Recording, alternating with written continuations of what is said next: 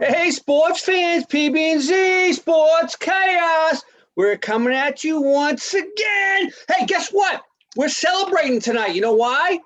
It's Bill Belichick's birthday. He's 69 years old today, PB. Can you believe it? Wow. Get this. I heard a little fun fact. If he goes over every year until 2033 under the Pats, he'll still be over 500 until 2033 as a Patriots coach. Only with Brady as his quarterback, though, because without Brady, he's a sub 500 coach, as we talked about before. So, wow. Hey, moving on. Little 2-minute drill. We'll take a quick look back at last week, starting last Sunday. If I get this right, Hideki Matsuyama, the Japanese golfer, first ever to win the Masters, not to be confused with Hideki, that was the relief pitcher from the Red Sox, right? Yeah. First ever to win the Masters. Good for him. Congratulations. Speaking of the Red Sox, they won 9 in a row after an 0-3 start. Who saw that coming? They should have won yesterday. They made a nice rally. It would have been a 10-game winning streak. PB, we may have to reconsider what we thought about the Red Sox. They're a little better than I thought anyways. I get to see them a lot more than you. They did sweep the Rays during this 9-game winning streak, right? Yeah, they did. And you know what? It's really going to depend on that pitching staff and how can they hold up and can they sustain what they're doing right now. I think they'll be okay at the plate with their bats, but I don't trust the pitching staff. They got some hitters. Speaking of pitching staffs, we had 2 no-hitters in the past 7 days in the MLB, starting last Friday with your guy, Joe Musgrove from the Padres. You told the fans, look to pick him in fantasy, right? Yeah, it said he's a good pick, right around 100 or so. And here he is. Watch out for him because he was going to have a breakout year, and he's already tossed a no-no. So little DYK. I found this hard to believe. The first no-hitter in Padres history. They've had some good pitchers over time. But right. And they've only been a franchise since, what, the 70s? Yeah. Hey, and by the way, we had another no-hitter, Carlos Rodon from the Chicago White Sox. PB, very interesting. Both these guys were broken up by not errors, not walks, but HBPs, right? Hit by pitch, right? Hit batsman, yeah. Yeah, and Rodon's was in the 9th inning after he had 1 out, and it was a weak call. I mean, the batter could have moved. All he had to do was move his foot, and it would have hit him, right? Yeah. Good for those guys. Good for those guys. Speaking of perfect, though, they weren't perfect games, but you know who had a perfect game? This young lady down there in North Texas, Hope Trotwine, pitches not only a perfect game for the North Texas University softball team, she had 21 Ks out of 21 batters. PB, that's like the immaculate game, right? That's not perfect. That's immaculate. Oh, my God. I guess so. I guess you can make an argument that an immaculate game would be 21 pitches, where every single swing resulted in an out. That would be more. Or 21 times 3. Every pitch was a strike, and she struck out all 3. Oh, that right. Or right. That would be another. Yeah. Hey, speaking of the ladies, because you know how it is, PB&Z, Sports Chaos, we love the ladies out there. Wnba Draft last night. I watched a little bit of it. Very exciting. Texas Wings. I think there's a new franchise. They had the #1 pick. They drafted a lady out of the University of Texas, Charlie Collier, first Texas player ever drafted #1 in men's or women's sports, basketball-wise. Good for her. But another first, this one kind of caught my eye. I watched some highlights of her. I think is how you say it, Awhile Collier from Finland, 6'5". They showed her dunking, PB, either hand. Impressive, right? Very impressive. Hey, all right, we're going to talk a little bit of hockey tonight. Vancouver Canucks. Hopefully they play this weekend. PB, they have now been off since March 24th due to COVID. At one time, they had 25 players and coaches on the COVID list. Some of their players aren't happy, though, because you see the schedule? They have to play 19 games in 31 days. You're a hockey player. Is that bad? It's rough. I mean, but it's not too far off from playoff hockey if you think about it. And Vancouver doesn't have a shot at the playoffs. So, it's really going to be more of the opponents that they're playing, which is probably going to bode well for them because these are going to be hard wins for Vancouver, which should give the rest of those teams in the Canadian Conference the opportunity to get some wins down the stretch. But I think you got your 4 teams pretty much locked up there. I mean, Toronto, Winnipeg, and Edmonton are all in for sure. And then Montreal's kind of floating around there as that 4th team. I don't see anybody else really contending. So they should be fine. So they're just playing out the schedule at this point in time. All right. They're just playing out the schedule. Yeah. Speaking of hockey, UMass last weekend on Saturday night, they bring the title back to Bay State. Massachusetts has another title. That was an absolute beatdown. 5-0 over St. Cloud. I thought St. Cloud had a good shot to win, and I picked them. You liked UMass all along, and they showed up. That's your alma mater, right? Technically, I went to UMass Boston, but okay. Went to the big school in Amherst, but it's still all in the family. It's all in the family. So, baby, that got me thinking. I mean, since 2000, it's been Title Town here in Massachusetts. Pro sports, we got 12 titles now. We've had some college titles with hockey between BC, now UMass. Let me ask you, what pro sports team do you think wins the next title here in Massachusetts? Wow, it's a tough one. Can I include the Revolution in this discussion? If you want, if you think they have a better shot than the other 4 majors, go ahead. I mean, if they stay healthy, man, they right now they're 6th in the power rankings, and if they stay healthy, they could have a pretty good team. But I know no one's going to want to hear about soccer talk, so I'll try to put it into perspective with the 4 major sports. I don't like the way the Celtics organization has been run as of late. And there's a lot.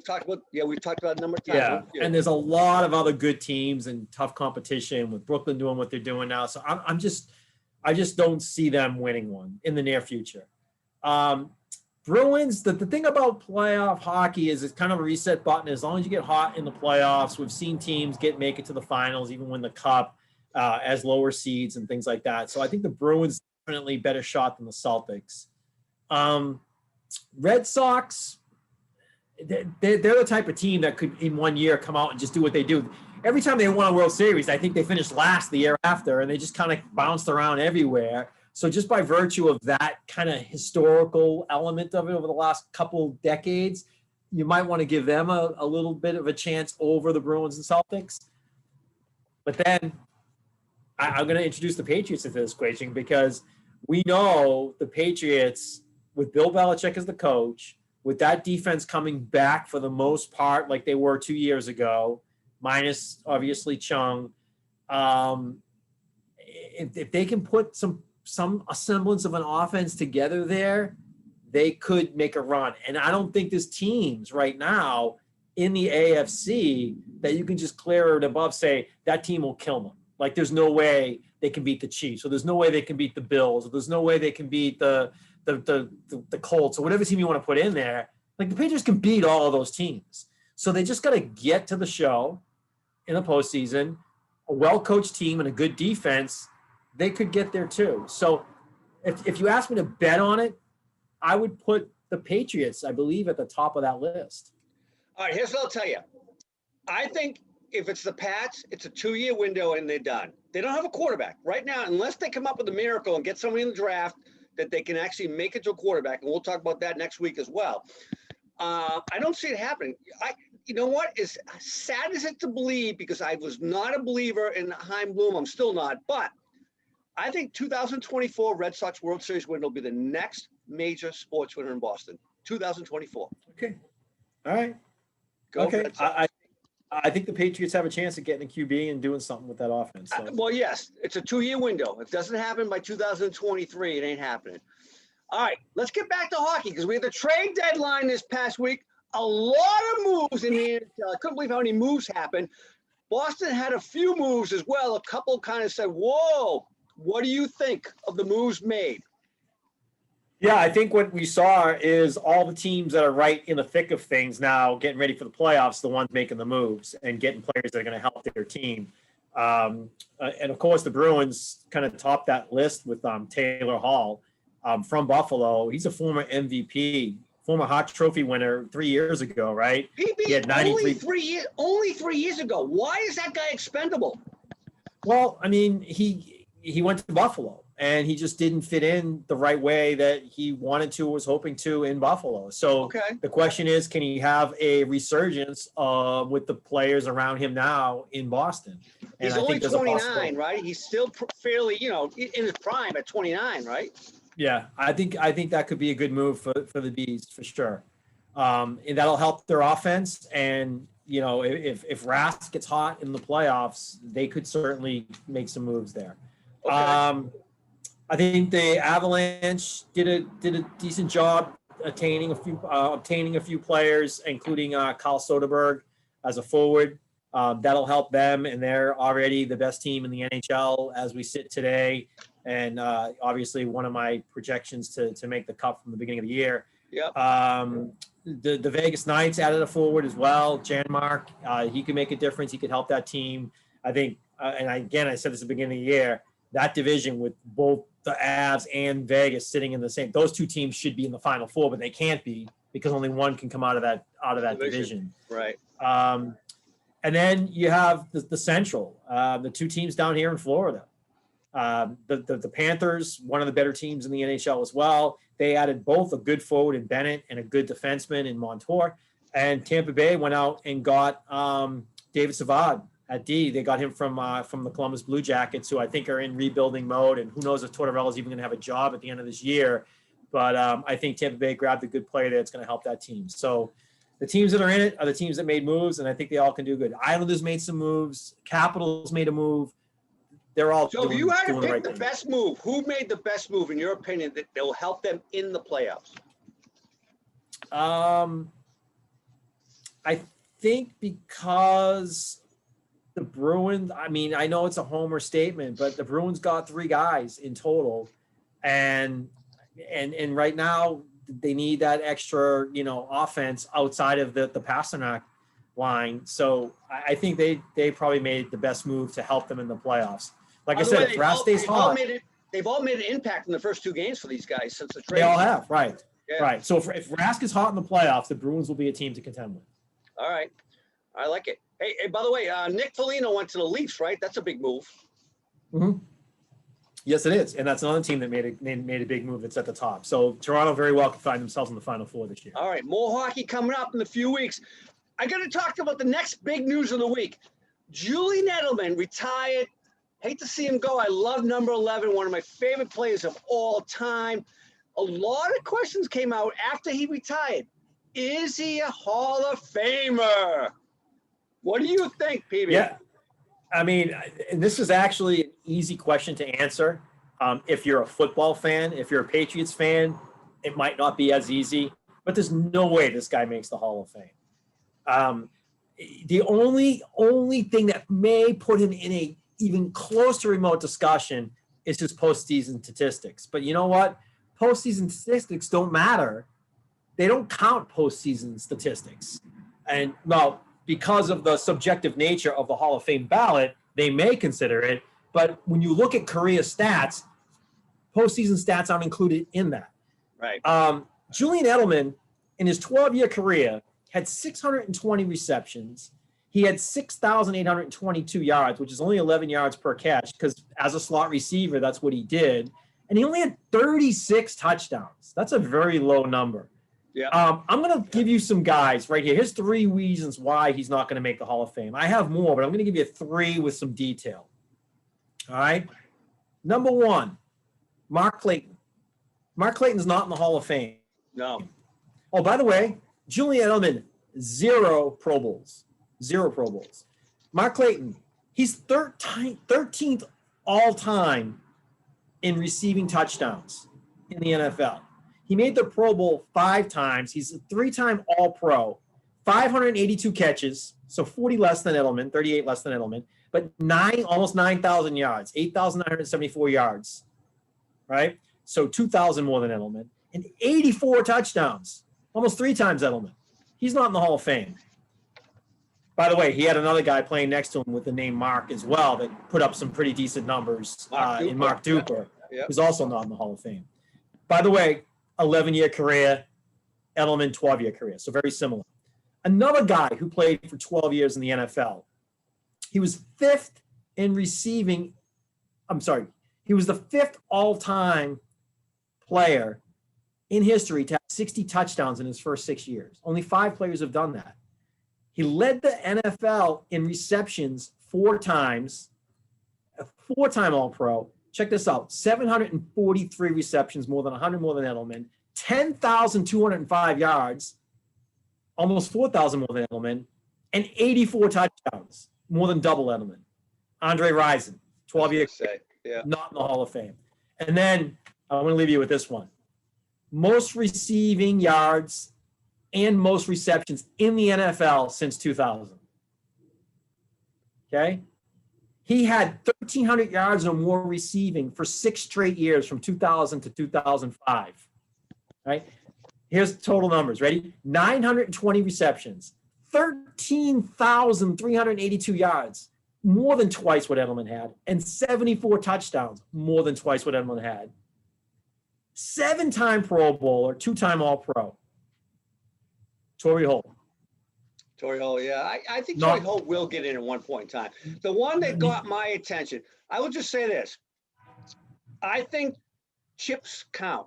3 titles, and Edelman was fantastic in playoff games. His playoff record, he's number 2 all-time wide receiver, only to the greatest wide receiver ever played, Jerry Rice, in playoff football, right? I get a believe. Yeah, but you already told me that you've always said that Super Bowls don't matter. When you talk about players and that you've always said Super Bowls don't matter. This is playoffs, though. This is playoffs. This is postseason. Okay. So postseason.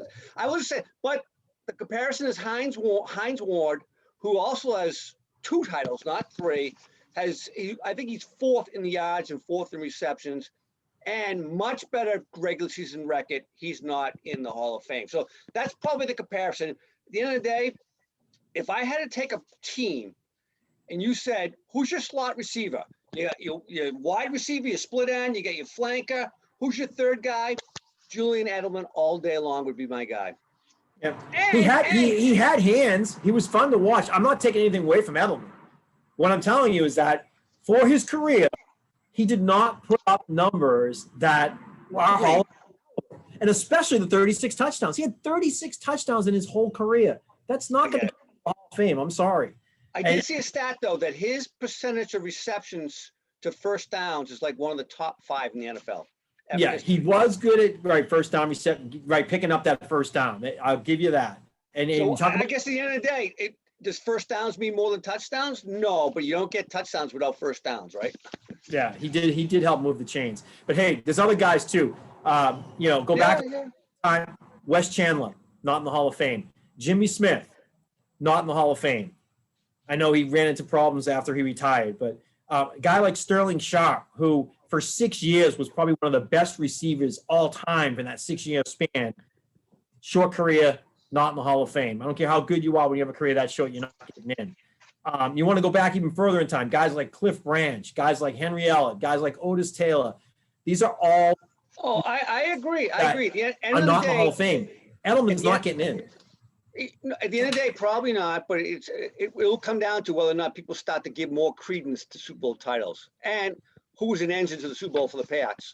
Not only Brady, but Edelman, right? For 3 of them. So we'll see. All right. Hey, real quick, we're going to talk some draft next week, but I could ask you this question right now because it's all over the news. Why is Justin Fields slipping? Right now, he's the 5th quarterback being drafted. Yeah. I mean, a lot of that, like you said, it's the media. The media slipping him. You got these analysts like Mel Kiper Jr.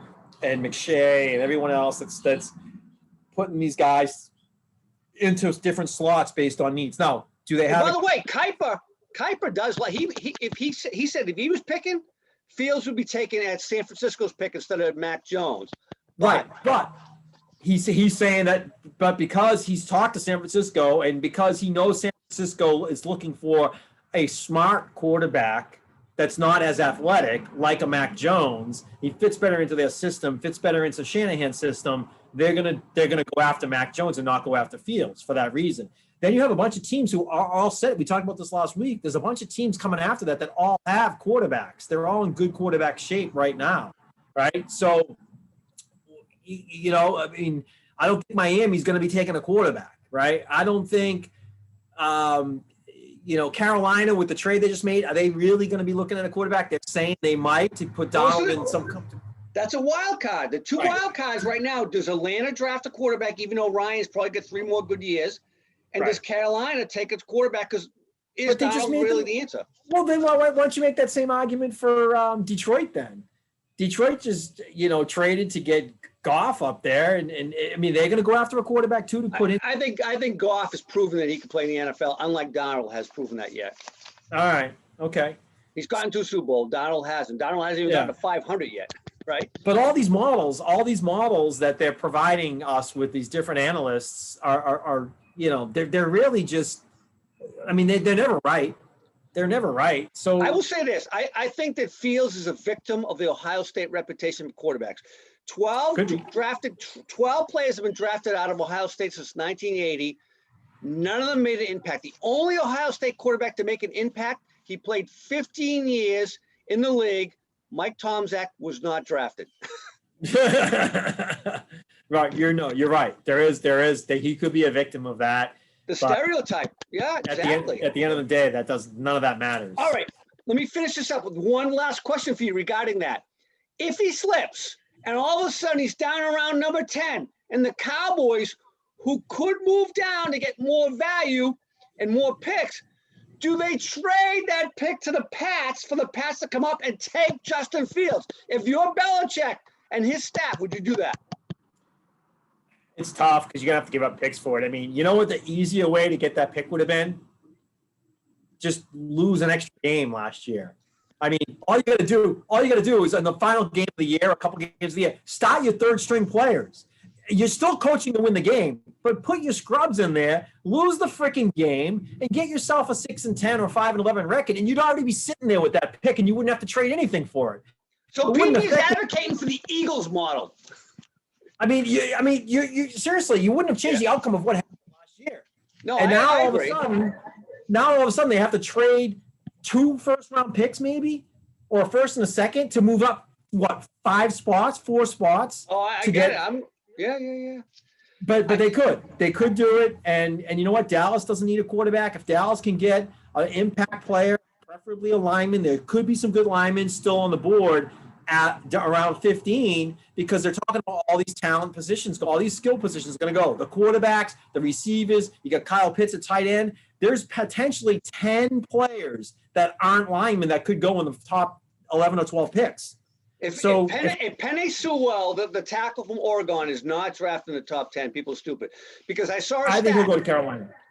60% of offensive linemen in the first round have more success than wide receivers. I think the number is 60% go on to success. 23% of wide receivers do if they picked in the first round.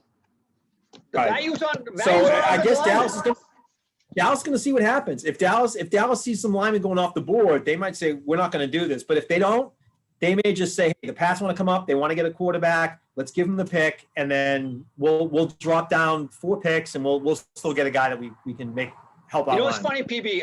Before we wrap up here, you and I talked about this in November. We said if Mac Jones could only slide to 15, that would be a great value. And now he's going third. He's going third. He's going third. I don't think he's a number 3 pick. I think 15 is a great value. Well, I agree. And you know what? San Francisco made that trade up to 3 because they want a guy. Now, is that guy Mac Jones? Based on everything we're hearing, it is. But they're not sitting there saying, oh, if Trevor Lawrence goes number 1 and Zach Wilson goes number 2, they're not sitting there going, well, are we going to take Fields or Jones or Trey Lance at that number? They're not questioning that right now. They know who they want. Right. And the answer, the overwhelmingly favorite for that pick is Mac Jones. I'm up and down on it. We'll talk about it. We'll do some draft stuff next week, right? We have to, because the draft is Thursday.